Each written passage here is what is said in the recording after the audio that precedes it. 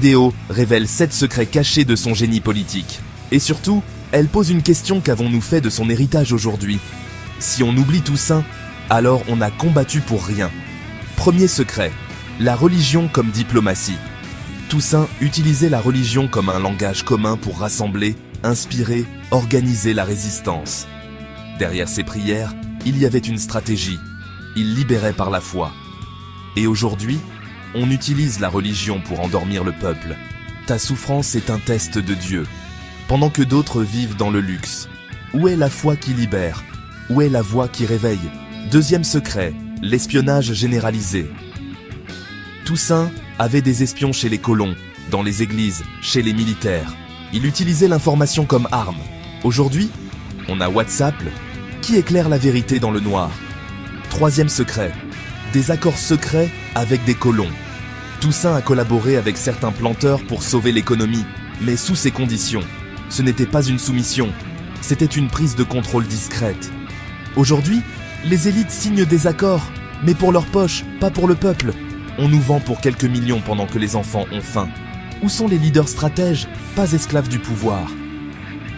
Quatrième secret, un plan d'indépendance secret dès 1798. Avant même de proclamer l'indépendance, Toussaint avait écrit une constitution.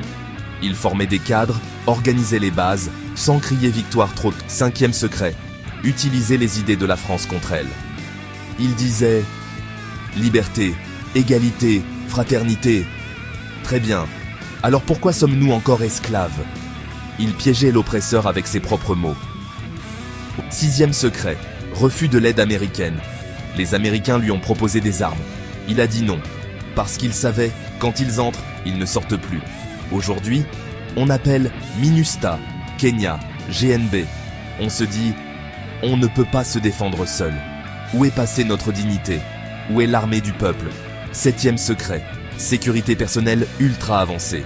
Toussaint avait des gardes secrets, des bases camouflées, des chemins de repli. Il ne dormait jamais 2 fois au même endroit. Il prévoyait toujours.